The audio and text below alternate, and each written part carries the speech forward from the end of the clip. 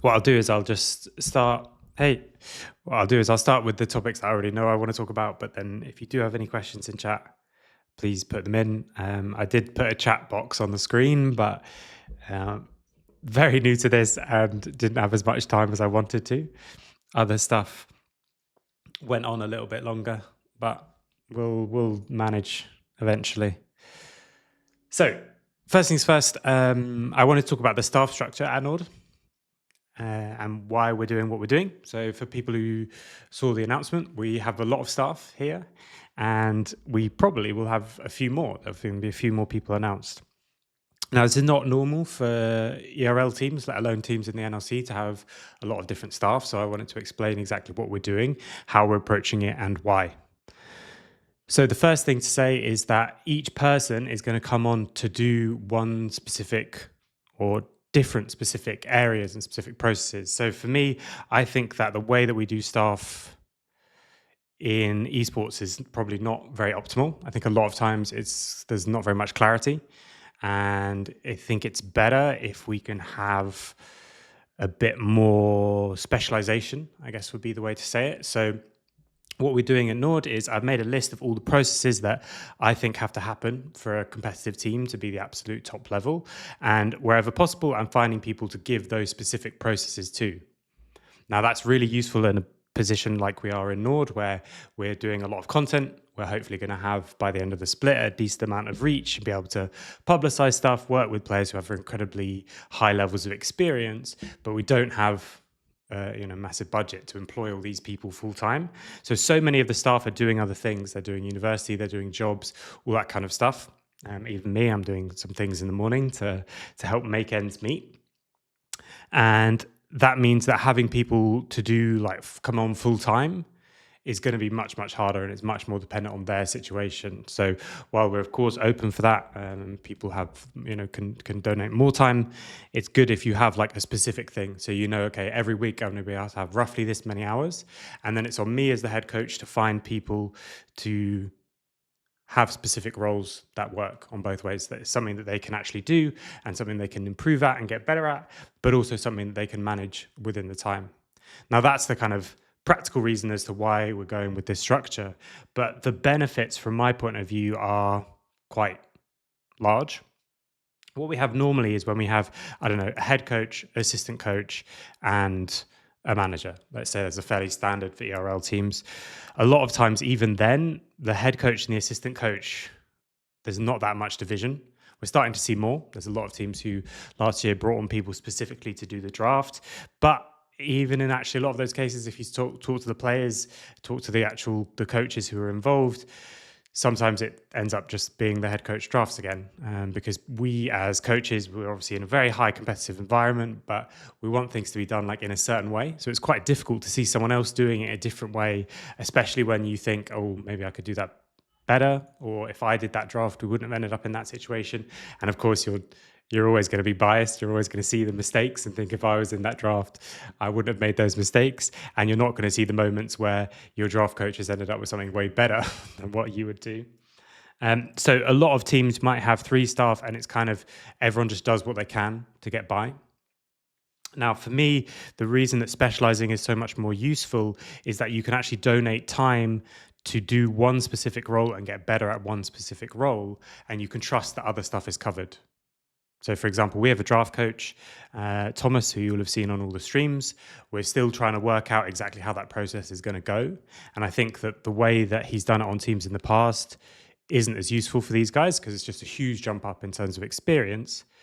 And so that means with this structure, I can work with him on how we might change the process. And if you'll have seen from the last few days already, it's just getting so much clearer. And he can spend his entire time focusing on that and working out how to do that to the best ability. Now, of course, as soon as we're talking about Fearless, the other great thing about having a draft-specific coach is in games 3, 4, and 5, you'll have seen either from our games or from Ratone's games or from Ruddy's games, it gets wild. By the time you get to game 4 and 5, there's so many things gone. There's like 40 champions you can't play anymore. So it's good to have a coach who doesn't need to worry about looking at the game, can just think, okay, how could we have done the draft differently? What can we learn from it? But also, what's still left to prepare some specific answers. And so what you'll see more and more on our streams is Thomas coming in games 4 and 5, especially with like, okay, here's some combos still left. We've still got this thing that we like, but we've also got this thing that I've been thinking of. And maybe this works now because this and this are gone. So classic ones will be like once Varus is back from the bug, Ash and Varus have been picked already, so Kalista first pick becomes much stronger. So knowing what we would take with Kalista first pick is going to be a useful thing. And then when Kalista's gone as well, AD carries especially at the moment, I think are really struggling in this fearless thing.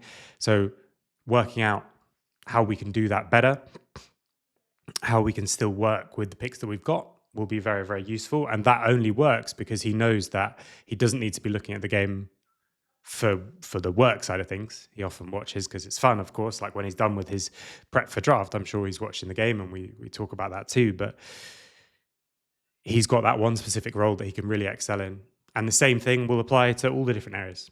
So we've got someone, Senan, who I've mentioned before when I use this as an example, who's working specifically on the items and what changes about the items, what we should build when, and also checking up on our own builds and saying like, okay, afterwards I've noticed this, we over prioritize this item since the change. Or big one, for example, is when are we going to get boots? These new boots, 750 gold, when is it worth to get? Because they're all gold efficient, but it might change the timing of your third item, for example. So that's why we have all these specialized people. And then the last thing is that, from my side, I love working with staff as well. And we don't often see coaching and the staff work as a performance, but it really is. And by performance, I mean, we can do it well, we can do it badly. There'll be plenty of times where I'll come out of a review and think, oh my goodness, I said that so poorly. Like the way I asked that question, if I'd have just phrased that question in a different manner, it would have been much better. Just like if we're looking at the game, people will look back at the game and say like, I just walked up and entered for that wave. Like coaches, we do that too. And we don't ever kind of really acknowledge that in esports. It's almost like everything you did, you meant to do. Where of course, when we're talking, we make mistakes. When we're thinking, we make mistakes. Big part of your job as a coach is just decision making. And of course, you're going to make loads of decisions throughout a day.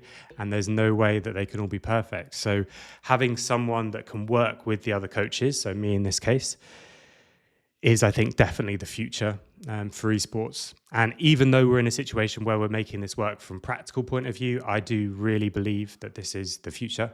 I think a better way to set up a staff structure is to have 5 coaches who can specialize in a role, but then also in a specific process. It also allows us to go a bit deeper into a bunch of other things. So, for example,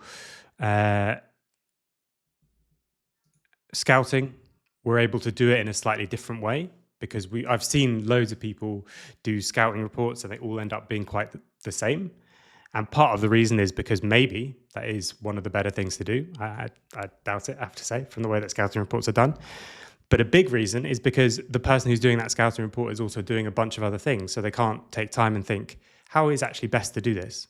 And they haven't had someone help them and say, actually, like, we can optimize this. So I've looked at a bunch of people who've been messaging us about being involved. And there's so many people who now actually they're showing me pretty much the exact same thing. So I've seen scouting reports from 4 different people, and they're all pretty much the same.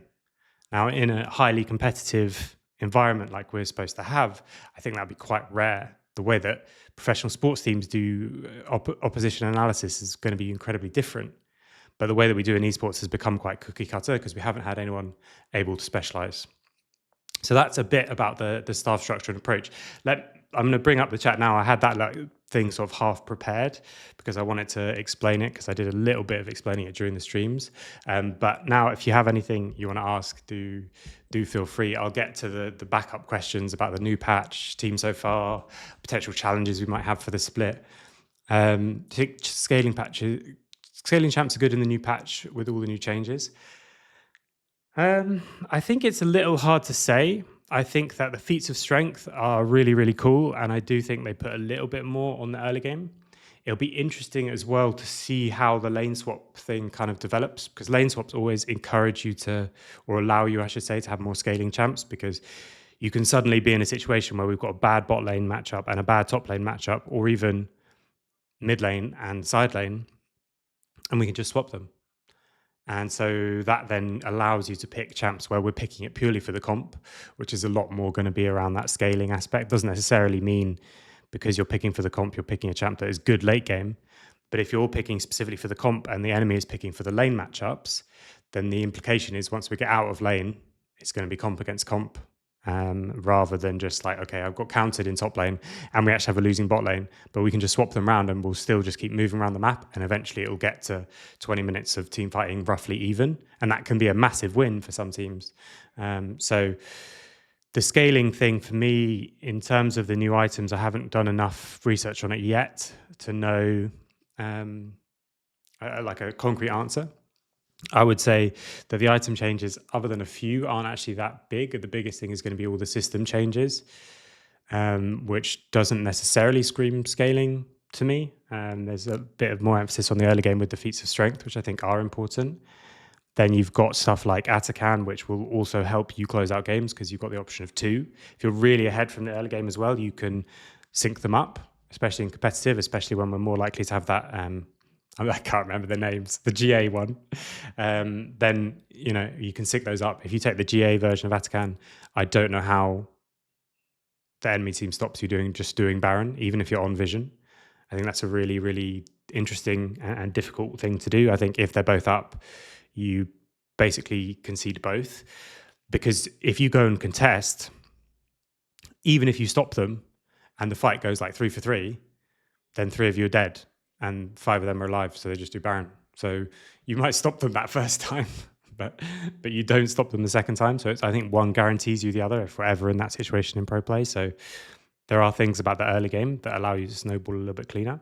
So I'm not sure in terms of the scaling champs, but that'll be some of the questions that we have for the guys. So tomorrow we have a scrim against Solari, which will be really good to see because not only are they LFL team, they should be a fairly good LFL team, but also they've been scrimming for a lot longer. I mean, I literally started work with NORD I was officially told on Christmas Eve. So only a couple of weeks. And of those couple of weeks, at least one is fully on holiday. So we're only just starting and playing against a team that had their roster sorted in November. So it'll be a really good test for us. But after that, we've got a few days off. Well, a few days off from scrimming, I should say. But the new patch comes out, so I'll be able to hopefully answer those questions much better later on. That can bring me actually to the next thing that I wanted to talk about of my pre-prepared things that I think are interesting, which is just thoughts on the patch. I think it's awesome. That's the short version. I think it's really cool. I think that a lot of the changes, especially for pro play, we haven't really been able to see yet, again, because we're so like learning how we play. I can get onto this in a bit actually, because when I joined teams or when I talk to teams, I'm a really big believer in building out a proper plan. And what I would normally want to do is a 30, 60, 90. That's fairly common outside of esports as well. So what would I accomplish in my first 30 days? What are my first 60 days and what are my first 90 days? Now that works really well if you're joining the LEC and you get a contract in November 15th and you have like 30 days of off season to fill out the rest of your staff and get players and stuff like that. Then 30 days of like boot camp, pre-season, and then 30 days, of boot camp, and then 30 days of pre-season once you come back after Christmas. But my version of 30, 60, 90 was, of course, very condensed. I might talk about that at some point. I can just show the document even that I had of like what we wanted to do. But I have to do that in a little bit. Can't do it yet. So that then would allow us to know more about the patch, because at the moment there's things like I didn't even realize until the official patch notes came out that they've changed when cannon minions come. So it's 4th wave rather than 3rd, and that's a big deal for pro play. And I think actually if you look, a lot of times Eric is moving mid on the 3rd wave because that's the normal one you move mid on.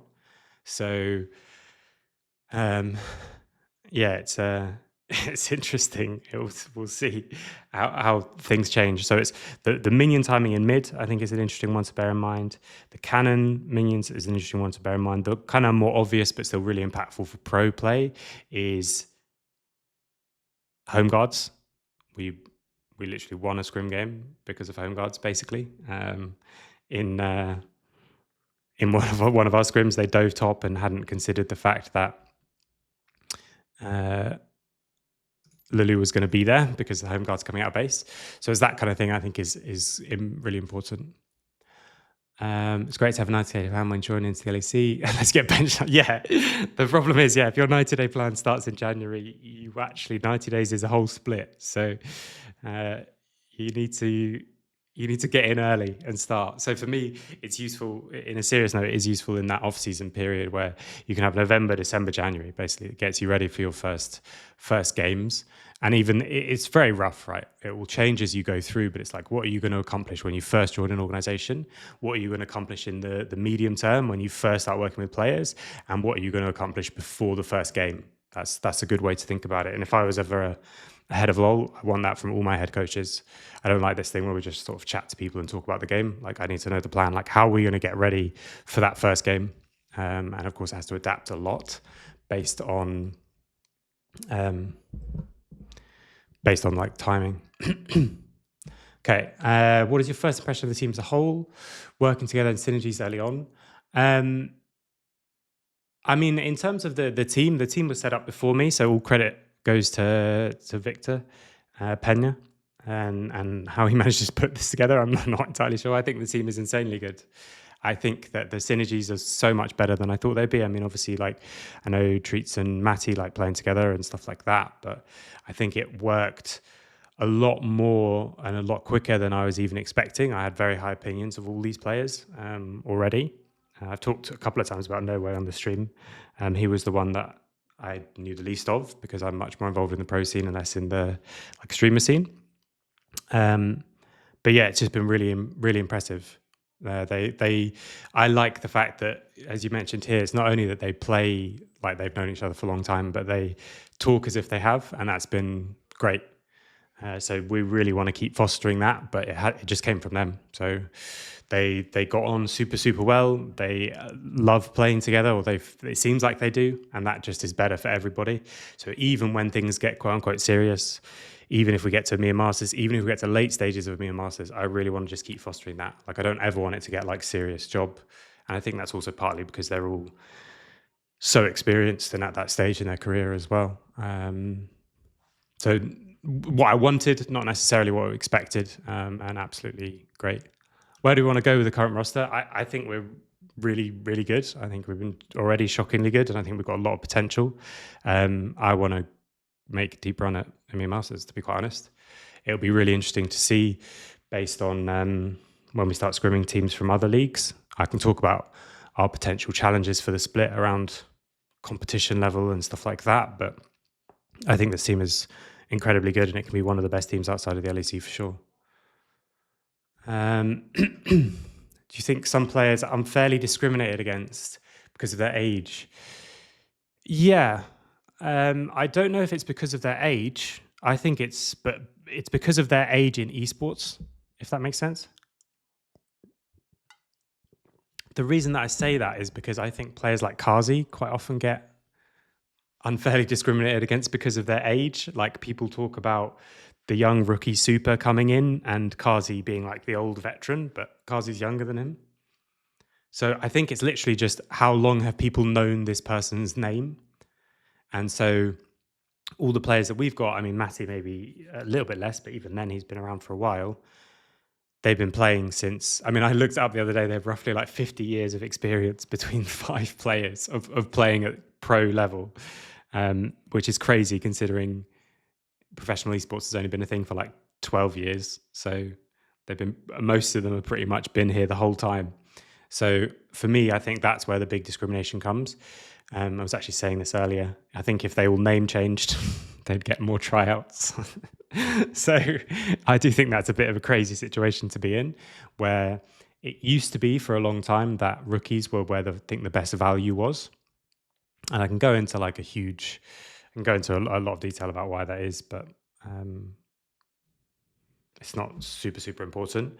I think that now it's the opposite. I think the people who are being undervalued massively are the people who have names that you recognize. So, hopefully we'll prove them all wrong.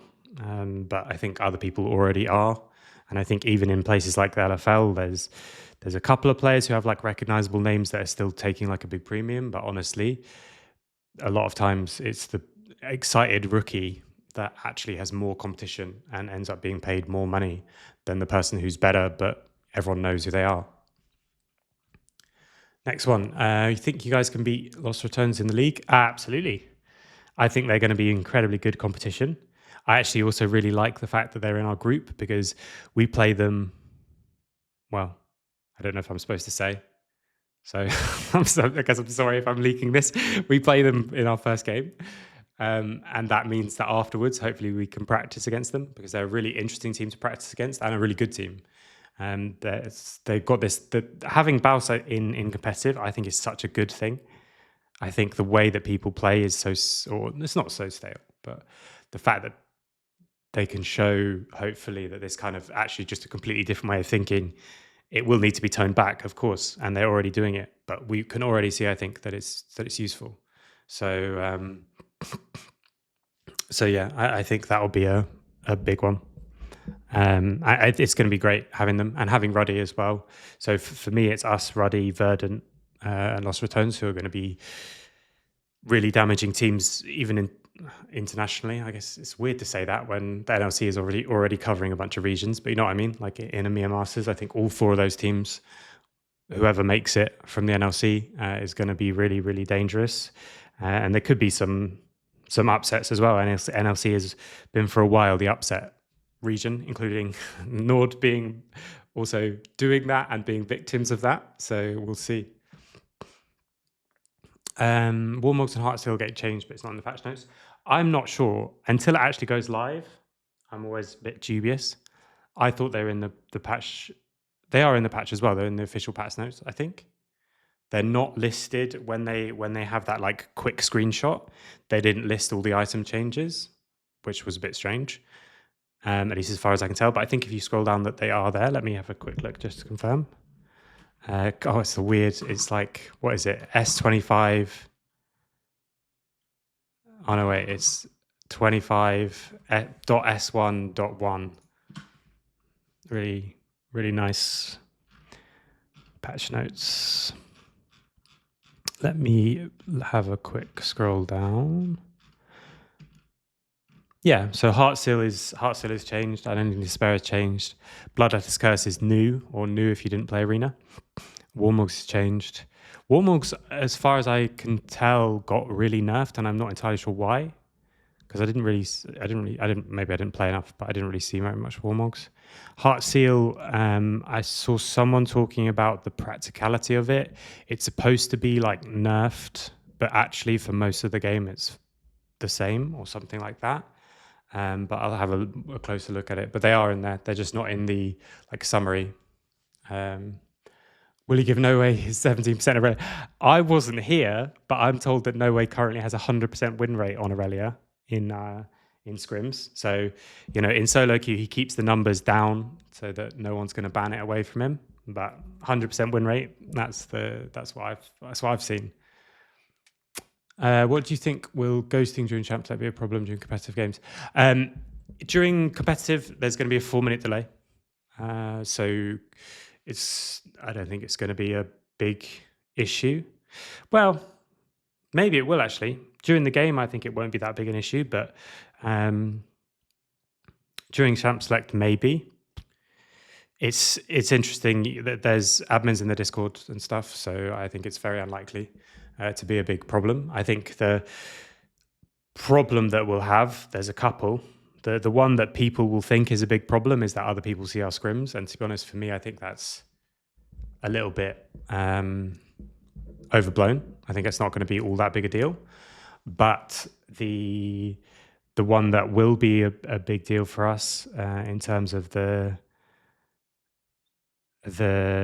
fact that we're streaming all our scrims is that we'll have worse scrim partners because no one wants to have their games streamed in case they're nervous about it. So that's going to be the biggest, I think, competitive disadvantage for streaming everything. But I think there actually are probably competitive advantages to streaming everything as well.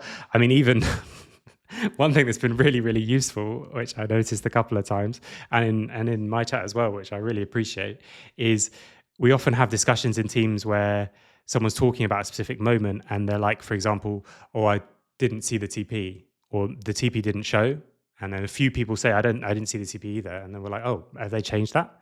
And then suddenly someone posts a clip in the chat where we can see that actually we did see the TP. So it's like people are checking stuff for us. And that's all. Sometimes we would have a discussion and I'd talk to the manager and say, can you have a quick check back on that and make sure like this actually happened or something like that. Whereas now it just happens instantly and that's perfect. Where do you see the team struggling the most in the coming weeks and months? I think the team will struggle the most at the beginning because we've started a lot later than most teams. Even other teams who've kind of signed up people late have often already been scrimming. For example, like I said, today we're going to scrim, or tomorrow, sorry, we're going to scrim Solari in the LFL, and they put their roster together in like late November. So they're going to have a lot more time, and the start will be a lot harder. So later on, I think it could be really good. I think it's early to say where I think the biggest problems will be, other than the fact that all the kind of normal ones, which is when the game slows down and it more becomes about focused on the waves and one positional mistake and one overstay can be a big deal. We might not be in the position where we've actually seen that before.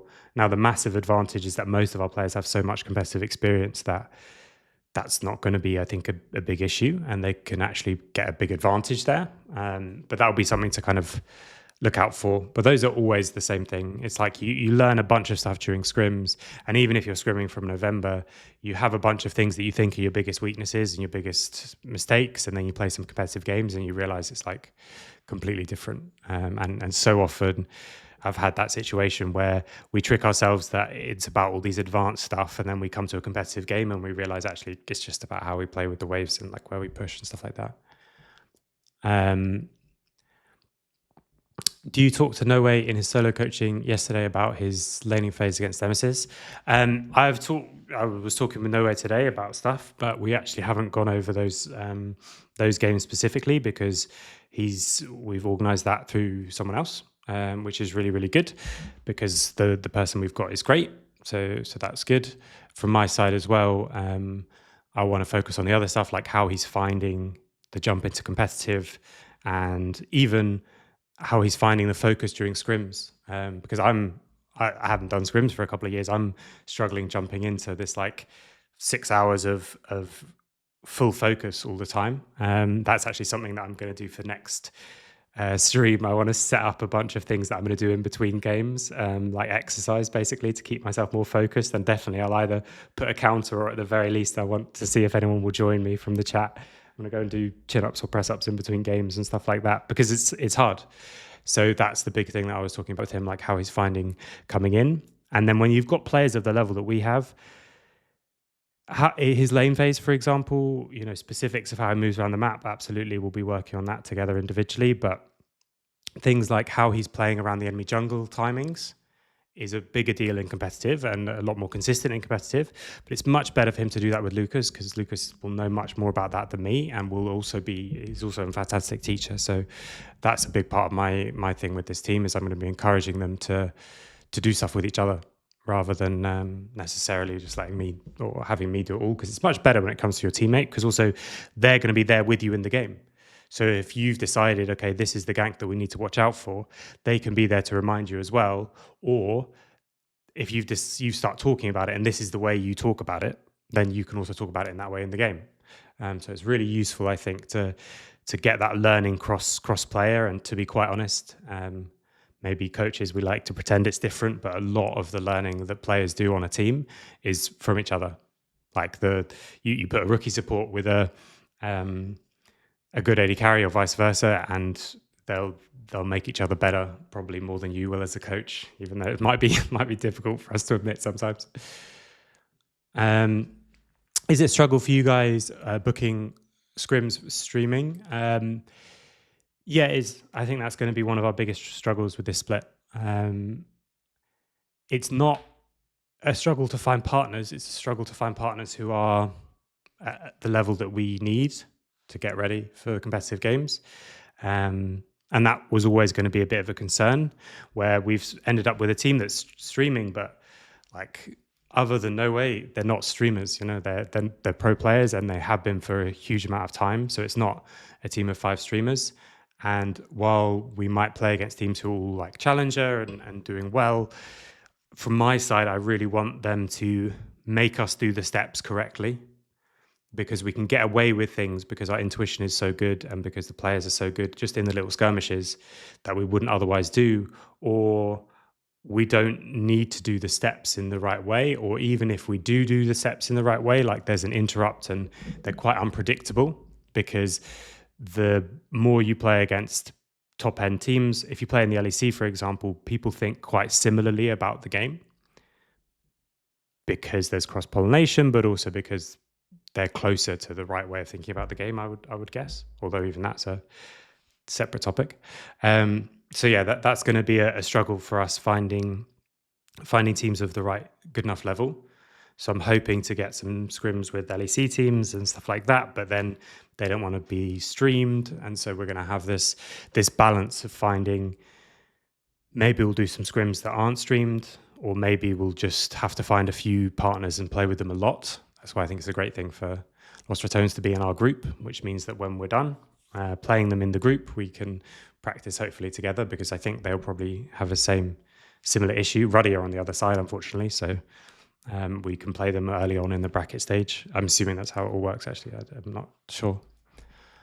What will be the most difficult thing for the team to learn in the first split? I think at this stage it's too hard to say. It normally comes down to this sort of cognitive overload, I think, with new teams, where, okay, if nothing else is going on, we're very clear about how we play fights and stuff like that. But when we start moving around the map and being pulled around the map, especially by good teams, that then falls away. Like, we can maybe keep up with the map and maybe not. So it's hard to say at this stage. I think a big one as well is going to be how we play with No Way, and making sure that we can, in those later stages of the game, making sure that people can keep him protected. That's not because it's him, that's because of the league that we're in. I think that's going to be a big one, because you're playing against that leader and Yankos and stuff like that. They're always going to be looking to exploit that side lane. That's what they'd be looking to do if they were a duo in the LEC, So that's going to be the same thing, I think, to be a concern here. But I don't think it's necessarily going to be something we're bad at. It's just something that I already have in mind to be doing. The changes to Hearts and Warmugs only got written in the patch notes a few minutes ago. I don't know. I don't know enough. And like I say, because if they're changing them, I kind of want to wait until it's actually out. Yeah, I think how it changes Mundo and stuff will be an interesting one. Warmogs, I think, really the losing the move speed obviously is terrible for Mundo. Needing the extra health isn't as big a deal, especially if you're going Heartseal first, but people did go Warmogs to kind of get through lane. I don't mind if Mundo's not in competitive play. Is that a hot take, a spicy take in any way? I think it's actually okay. But we'll see. We'll see what they do. What were your previous stations as a coach? I've been coaching on and off with teams, but for a long time. So I started coaching in 2013. I was originally in the NLC. The first ever Riot tournament, 4 Nations it was called. First ever UK Riot tournament I won with Choke Gaming. And then just bounced around a bunch of little teams there, including coaching with people like Mac and Grant, who's now working at Falcons, and those kind of things. But it was very like Wild West type thing. None of that's on my Leaguepedia or anything like that. Then I worked with Excel for a long time. So I worked with them when we were originally in a gaming house in Reading. We said it was just outside London, but really it was Reading, which I think is a bit more outside of London than that. And then we actually got a chance to apply for the LEC. And I think originally the owner, when he first came to us, he said, because there was like me and 2 other actual like paid staff and then a bunch of volunteers. And he said, like, we're not going to get this, but it's going to be really fun to apply anyway, because it'll be really useful. And then, of course, for anyone who's been following the LEC, we actually did get it. So I coached there for a while. Then, in the end, took a step back from that, did a couple of other ERL things, and ended up most recently at Solari in the LFL for a year and a half with a very mixed experience. Some parts very good. I've stayed in France ever since, so that part was amazing. And then I took the last 2 years I spent coaching coaches instead, which, if you go back to the beginning of this VOD, also gives some more context as to why I brought a bunch of people on in this role, because I like working with coaches. And I think you can actually have the reason I coach is because I'm very competitive and I love having impact on people around me and like, bringing out the best in them. And I think you have space for more impact as a coach. So what I'm kind of trying this time, and I was very open with Victor about it when he said if I wanted to come on, I said, okay, but I'm going to do it my own way. And basically what I've been doing for the last 2 years is what I'm doing now, but just not with the team. So I was working with coaches across a bunch of different leagues in LFL, Prime League, NLC as well, working with them individually to just give them support basically more often than not, and just have someone to, okay, when we're going to do a presentation, we can go through it with me first, so that the first time you do it is not in front of the players and you can be really sure of exactly what you're going to say, all that kind of thing. So I've had quite a lot of different positions as a coach, but yeah, this is kind of a culmination of all of them. Nobody said they would do coaching with LEC mid laner. True. I think it's not going to be streamed or anything though, so I guess that's all you can say. But it's great from my point of view. Yeah, on a non-league schedule, how do you affect? That's an interesting one. A friend of mine is a rugby player, and I actually asked him about this because in the Premiership in rugby in the UK, they moved to having evening games, and I was asking him, okay, like, did you change your schedule? Because this is a much more competitive sport than esports is. Sorry to to burst anyone's bubble. And they've been doing it for a huge amount of time. It's been professional for 25 years. Well, obviously to different levels, but still. And he said that they didn't, at least at the time. I do want to chat with him about it again, but they had games that started at like 8:30, and that's a very physical game. You'd think, okay, we need to be ready to practice at that time. But I think in reality, it's not that big a deal. I think if there's games that went on at like midnight, I'd obviously going to be much more tired than the players who are used to it. But the games are sort of 6, 7, and yeah, they can go till 8 or 9 or 10. But when you're halfway through a best of 5, it's not the sleep that's the problem. It's the rest of the best of 5. That's the thing that exhausts you. If you start a best of 5 at midday, sometimes it can be more tiring from my experience than the ones that start at 6. So we'll see. But I don't foresee it being a big issue. Those days will obviously be quite long for me, and I like to start the mornings more slowly and make sure I'm doing the things that I need to do to keep myself relaxed and keep myself, recovering even when I'm not sleeping. So nice slow gym session, a lot of sauna is the plan for competitive days, which I always loved. Did that at Solari as well. Always did draft prep in the sauna is a classic one for me, because I think it's just a really nice way to do it. Whose performance has been the most surprising in a positive way so far? I've said this on stream multiple times, and I think I must have already said it directly to him. I might not have said most surprising, but I've been very positive. It's been No Way. The first few days of scrims, he was already talking to me about like, look, okay, it's going to be a big step up. It's going to be a bit worried about it maybe. And the first few days of scrims were Lida Yankos and then Nemesis and Velia, but obviously, again, Nemesis and Velia have been playing together since November too. And I thought it was really good. He had a few games and a few deaths, which were that's much more expected, because it's like, okay, when suddenly, okay, you just stood in the wrong bush for a couple of seconds becomes throwing big parts of the game. It's quite different because there's so many less kills. Each one is a bigger deal, and the movements around the map are so much more specific. I thought he was going to be more lost, and I thought he was going to be more punished if you look at that Ruddy scrim, for example, it's literally like counterpick mid every single game, all time spent on mid, all side lane pressure goes towards mid, and we were not good at dealing with that. That's definitely a team issue. It's not just on your mid laner to just somehow live 1v3. It's that we can't let him be exposed in those key moments, or he can't be there in those key moments. And there was just so few of that, and also, as I've said before as well, I think what he brings to the team is fantastic. He just makes everyone have more fun. He makes everyone more relaxed. He makes everyone enjoy it more, and therefore work better. But he also is really open about, okay, like tell me where this ward needs to go, or okay, tell me what I should do here, and that kind of thing is just perfect. That it encourages everyone else to be like that, and he's become a sort of real, well, as you would expect, but he's like instantly a cultural leader in the team, which is great. Hmm. No, I'm very happy with working with Matty. He's someone that I've worked against a bunch, but hadn't worked with until this split. So very interested to work with Matty. Kobe would be an interesting one. I don't know if he'll end up doing something. He's another one who I think if his name was different, he'd have more opportunities. He might well have had loads of opportunities. I don't know a lot of players' situations, so I should say that I'm all speculating.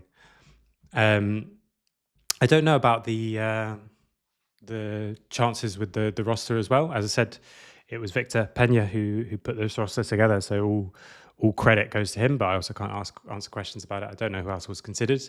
I know when he told me about the roster, my first question was like, my first statement I think was like, "That's insane," and the second one was like, "How has that happened?" So yeah, I don't know how he managed to pull it off, and I don't know who else was considered, unfortunately.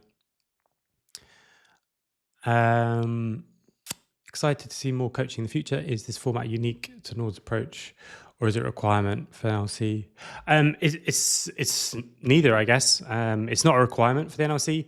A really big thing that changed this year was that they changed a bunch of rules around ERLs. I don't know the exact details, but as far as I'm aware, this is because there was a contract with ERLs and it ran out. So they've got a new contract now, and in the new contract, they're allowed streaming. I also think that the fact that that Casual was going to be involved probably influenced their decision in that manner. So they've allowed people to stream their own individual games, and people and Casual especially just took that and ran with it and said, okay, right, well, what if we just stream everything and we can make that the business rather than having to pay these players loads of money to then get nothing in return? The business is now much more like standardized, where it can be instant return in the future. I think it's a great thing for ERLs. I think, especially as we're now in this situation, it might not be the case in a couple of years, but it might be. As players start to get older, we're now in a situation where we've got incredible players who want to think more about how is this going to be for the future, setting myself up with this content stream as an option, all that kind of stuff, I think is really good. So it's not unique to NORD's approach. It's not a requirement for the NLC. I think the thing that we're doing a little bit different from the other teams is that both Ruddy and Los Ratones, who are doing it here, the way they're doing coaching is a little bit different because both Casual and Yamato are co-streaming everything else, and I'm doing a few other things on the side, but I'm much less busy on the side, so I can do much more coaching in the way that I would do it, rather than like the coaching being I'm just at scrims and replying to like saying we shouldn't do this, we shouldn't do that. But there's three of us in the NLC, and there's teams doing it in LVP, and there's a team doing it in Prime League as well. I think it would work in the LFL, but I'm pretty sure the reason that people don't do it is because they think the LFL is so intense that if you do it, you're almost guaranteed to be booted at the bottom, which is it's a viable thing to be worried about. That's one of the downsides of having such a competitive league like the LFL, where I think oftentimes, even though last split again, the LFL looked incredibly strong at Mere Masters, the strength for me of the LFL has not necessarily been the top teams, it's been the bottom teams. So I think in the past, over the last few years, there's been definitely times where, Heretics or whoever it might be, or like Big, stuff like that, have been some of the best teams, if not the best team, at like the EMEA Masters level. For me, it's always been the average of the LFL has always been higher. So maybe that's why they don't exist there, even though I think there would be a big space for it. And we'll see. Maybe we can try and convince some of them to do a few scrims a week of streamed and a few not, and see how they like it and see how it goes. But yeah, it's not unique for NORD or the NLC. But I think the reason that the NLC has three big teams doing it, partly it's just luck because Dom's doing it through Ruddy, who are based in the UK. Casual's British, so that was the start there. and obviously NORD are involved there in the same region too, because the more teams that are involved like that, the better it is to make a team like that. Now if you're a streamer team, the best league to be in is the NLC.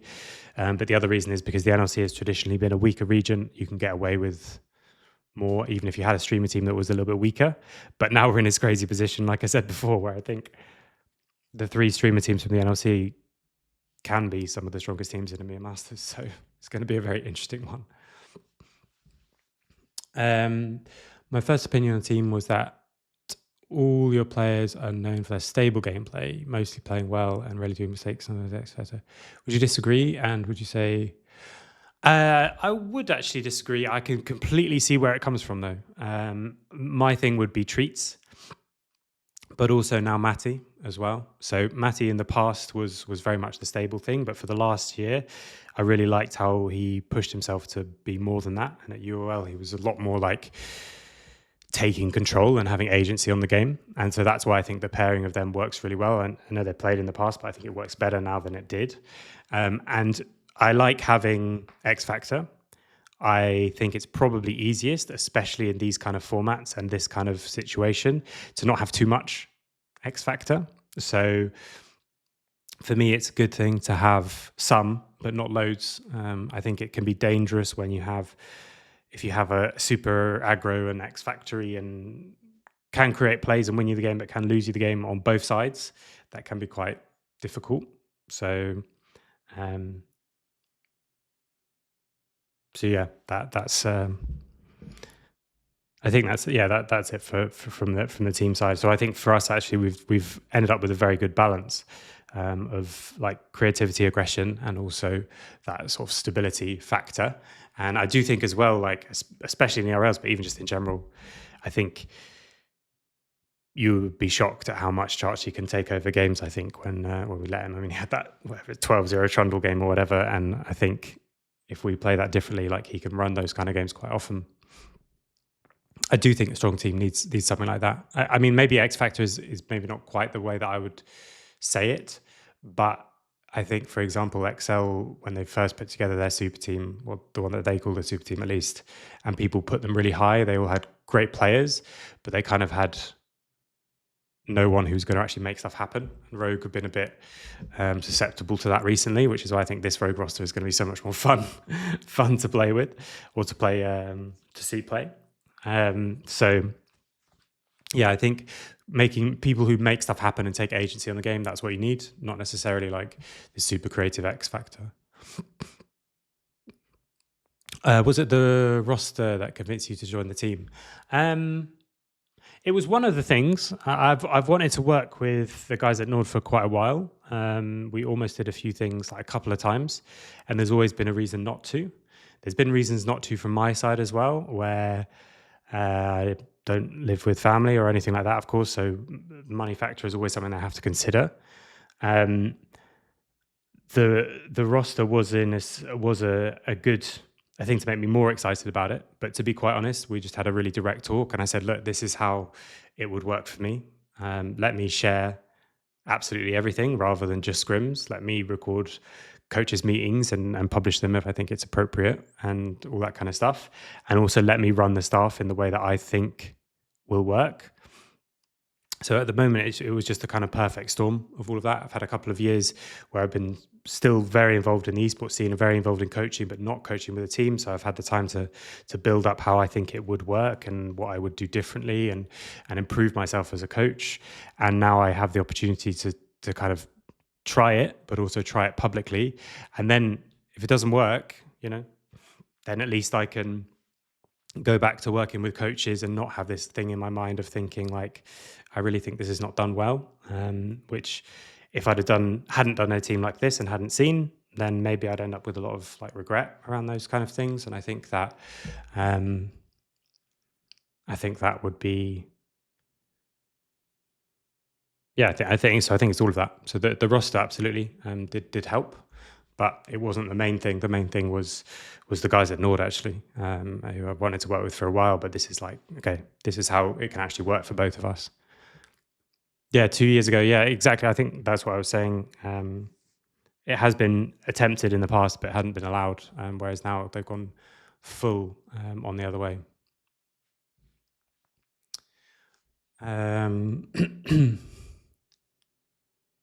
Yeah, I think stuff like X Factor, I think, is always hard to judge because, well, it's even more especially for top laners, because the best thing that your team needs might be the opposite. It might be that consistency, and quite often it is. And so, what do? Like, the Shy has the most X factor of almost any player, let alone any top player, and he would not be good on lots of teams because that's not what you need. So, especially in the West, he would be, I think, terrible on basically every team because we are not very good at, or hadn't been. I think G2 with BB are getting better at it, and BDS with Adam we're getting better at it as well. We haven't really been the team that takes over games through top lane. I mean, the region, sorry. And so that upside is not really there, but absolutely, Chachi can carry games, and it's not even like when it's his meta. He's very meta resistant, I think. But it's when it's the meta for those kind of carries to come through top lane, like if GP is strong, maybe not, when like Kennen is strong and those kind of things, he can really be that massive difference maker. And since then, a lot of times he's also been that kind of leadership stable role and not able to focus purely on like, okay, how do I take over the game? Whereas here he is very, very stable already, but he also hopefully has more space to actually like express his own play and take over the games.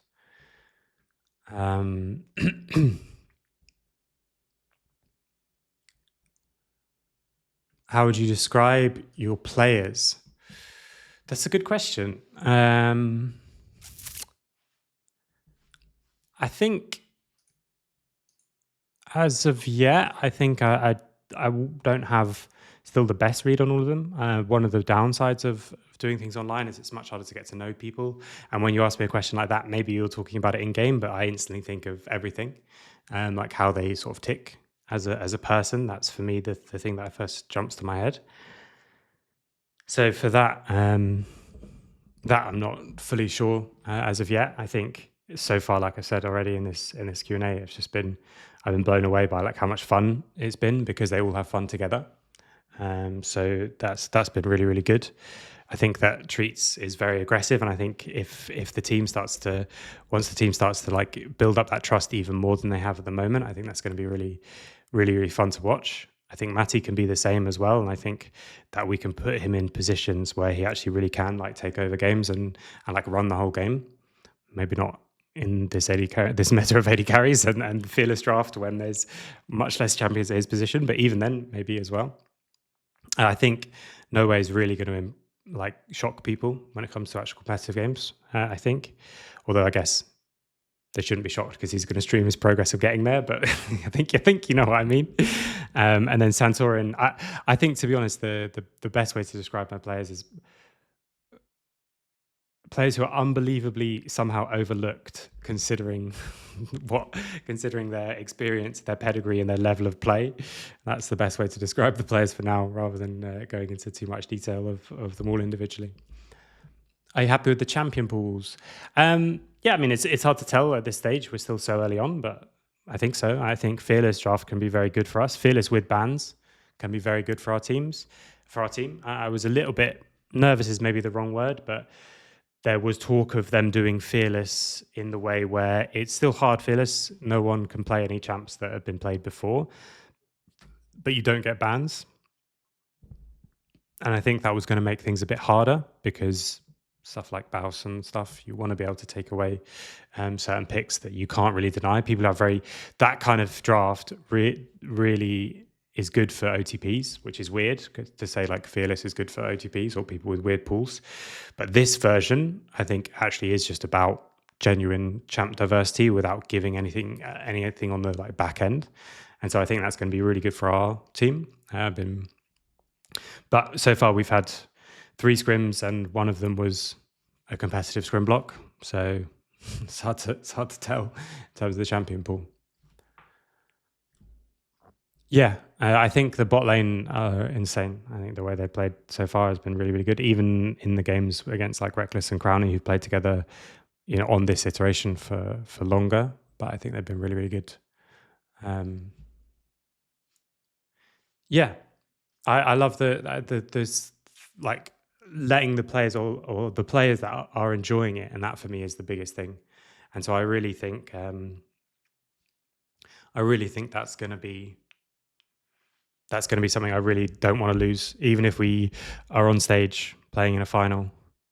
Like I want us to be enjoying it, and for some of them, they're probably used to that enough that they would still enjoy it. But yeah, I think that's been so special. That's been the first thing that people say when I say to people, sorry, when they message me saying like, "Oh, how's it going? Like working with the team again?" Or "How's the team been?" Or like, "Are they good?" And that kind of thing. I do say they're insanely good, but I also say like the best part has been like it's just been so much fun, and everyone's been having fun with it. And I do think actually the streaming aspect helps in that regard because it's like that classic thing of if you're feeling down, you should smile because it'll help you feel more happy. But also, if you play up the fun stuff because it's more fun for the stream, it's also good for you. We had a real problem in past teams of people not celebrating wins, not wins in terms of winning the game, but as in someone will do a great play and it would be like silent. And you could make the argument like, well, yeah, we don't need to have fun with it because we did a good job, and we'll need to say about the waves, and we'll need to say about the objectives, and so on. But in reality, just like enjoy it, have fun, and that's why I think it's so great having Nowhere there. But it's encouraged everyone to do that too, and so we're all just like enjoying all the good moments in games, even when we lose, even when we playing against Lost Returns and we absolutely throw a game where we have a 12-0 trundle and we manage to lose because we give Jinx a triple kill and then just keep playing fights even though we could just let Trundle win the game. They're still like having fun in those games. Hey Kaiser, thanks for the subscription. I'm really need to sort out stuff with the stream. I need to sort out like alerts and emotes and even just how it's all laid out. I think at the moment I couldn't find a backdrop for the chat even, so I don't know if you can even see it with the background. Um, but thanks a lot. It's been really fun to do streaming. Actually, it's been a lot more fun than I was anticipating it to be, and it's been great during the games to be able to like talk as well. Thank you. Remo 6. Perfect. I need to make like a list, right? I need to make a list of people. So I also need to start like recognizing people because I realize that I like talking, but I'm going to end up saying the same things over and over again. So I need to remember who's like been here before so that I can not repeat myself too much. And I said this at the beginning of the Q&A, but I'm going to say it again. I'm also going to be doing stuff in between the games to keep myself focused, and I want to see if I can get as many people as possible to join me, because when I was working not in scrims, there's no like easy breaks, and so you can quite easily be sitting down working on a document or on a like then emails and then some little call, and you just go on and on. And you've been sitting at your desk for ages, but because we have the great thing of having every hour like a break after every scrim, I'm going to do a get up and do something, and I encourage as many people as possible. I need to try and work out how I might do that, but I will at some point do like a vlog of my day, I think, and I'll show you the little things that I do to try and get through scrims. But I've got a little cycling machine under the desk. I've got my desk that can stand and sit, and even then, when I'm when I'm in game 4 and 5, I'm already losing focus. So that's that's going to be something to bear in mind. Coaching the viewers, that's a good idea. That's one, because one thing actually that I'll need to think about is like so today we couldn't do scrims just for practical reasons, and then Fridays we're going to be taking a day off from scrims, but this Saturday we can't do scrims as well. So like, what should I do in between? And and I think we could do. You don't want to see me play, so we could do either like ARAMs and questions. I'll definitely do a Q&A every week, and then we can do something else like we do coaching, or we can Maybe when I re-look at games, I'll just do them on stream instead. It might be a little distracting, but hey, thanks for the gifted. Yeah, I think there's loads of things, and like I say, it's been a lot more fun than I was anticipating. I thought it was going to be fun, but I didn't realize how much it's good to just not feel like you're watching scrims alone. That's one of the things that makes it hard when you're coaching online, and especially if you're not talking with the other coach, if you have one, is that you feel like you're just like silently watching. And it's quite fun for the first couple of days and the first couple of scrims, but it gets a bit tiring. But with this, I think it's actually going to be much more interesting. So, um, thanks. Thanks. Yeah, I'm going to try and put as much. This is going to go on YouTube as well. So if you missed the beginning, the VOD stays up on Twitch, but I don't even know for how long. I'm hoping someone in the chat might know how long VODs stay up on Twitch, because they don't stay up forever. But stuff like this will go out on Twitch. On YouTube. Sorry, I could also stream to YouTube so that it stays there forever. But because I'm doing the other stuff like podcasts, and because I want to do some edited stuff, like, okay, 4 days. I mean, 4 days is not much, but that means there'll always be some scrims to watch. Oh, 14. Okay, then that's perfect. So like, I don't think you're going to want to go back to watch the scrim from 2 weeks ago. I should have my YouTube on the Twitch as well, I'm hoping. But on YouTube, I'm doing a couple of podcasts. So one, actually, once we start up again, I might do on my off day, and I might do on Twitch as well. So you guys could watch that live if you want to. I think we could do a Q&A section of that as well, but I think I'd like to do a NORD specific one. So that would just be, because I think it's useful to do it. It's fun to do it live as well. But that's one called Coach Support Show, which is about that, like building up resources for coaches. So for people who want to get into coaching, hopefully that can be useful. It's a discussion between me and another coach, Watson, who's come much more from the academic side of things. So he did coach in basketball, so professional basketball. Hey, thanks for the gift as well. Amazing. He coached basketball, and he is doing like a PhD in coaching. So we have like quite different perspectives. And then the other thing that I do on YouTube is just an interview show with coaches from the scene, which has been awesome for me because I've learned so much from the talks. I always say this to people afterwards, like, I enjoy the talks. I learned so much from them. So like, the fact that it was also being recorded and goes online is just like an extra bonus, but it's almost like an excuse. So suddenly, it's not that these people wouldn't talk to me. Some of them are friends, which has been a great way to start, but it gives you a much better reason to reach out. So yeah, exactly. Win-win-win. It's perfect. So that's been really good. And I'll try and keep doing those. So I have another episode of that, which we got all ready, but then because of that person's boot camp in December being a lot more busy than we anticipated, we couldn't do it. So I will check with him that he doesn't mind. They don't have an academy team, so that should be fine. But it's someone that I've really wanted to talk to for a long time. And this is now like, it's always just an excuse. Like, can I ask you questions? But the way that I talk about that show, or the way that I introduce that show, is it's about the ideas and philosophy. It's not about the like facts and history. There are people like, well, even the stuff with Dom and Yamato, or stuff with Thorin, or whoever. There's people who do shows about like the history of a coach, where they say, okay, you were with this team, what was that team like? And then you moved to this team, what was that transition like? All that kind of stuff. Whereas instead, the show that I do is much more about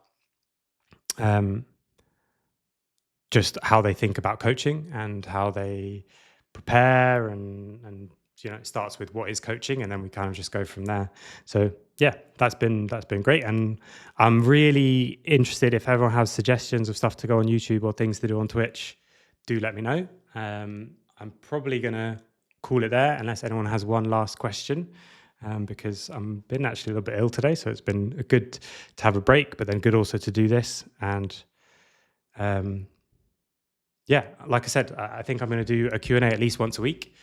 If we have a consistent schedule, if we start getting full days rather than just evening scrims, I might do it every Friday, but I might not. So I'll let you know. And as soon as there is a schedule, I'll definitely know what it is. Thanks. It's just a little thing, so I'll be fine, and um, it's just making me move around less rather than anything like that. Yeah, great. Well, thanks so much for coming on. And like I said, the doing the stream has been absolutely great. Yeah, I actually did. I will answer that one. I was gonna watch the games. That was the plan originally. Was that I couldn't be there for the last two games, so I was gonna watch them and then for the next day prepare like VOD reviews for them. And I have a reflections channel with the other coaches, but also the players. And so I came and I then like logging in this morning or opening my phone this morning. It was just like, okay, it sounds like it wasn't sounds like it wasn't a thing. It wasn't an opportunity to learn from these last couple of games, but they enjoyed it. And like I said, now we've got 100% win rate. No Way Aurelia is not 17. He keeps it 17%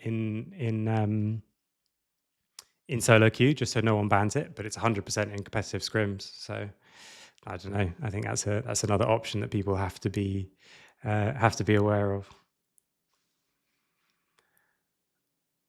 You can go back in the VOD. We talked a little bit about No Way and the coach and stuff like that. So thanks a lot for coming, and I'll keep doing more of these. And like I was going to say before I got distracted, doing this with the stream has been awesome. So it's been so great to have you guys come and watch, and I really appreciate it. Cool. I'll see you tomorrow. We've got scrims, so I'll definitely be streaming that. We might do a couple of other things around scrims, which I need to decide if they'll be streamed or not. I think one of them will 100% be recorded and probably be streamed because it's a lot of fun. And the other one is a little bit more personal, so I want to check with everyone that they're okay if we did stream that.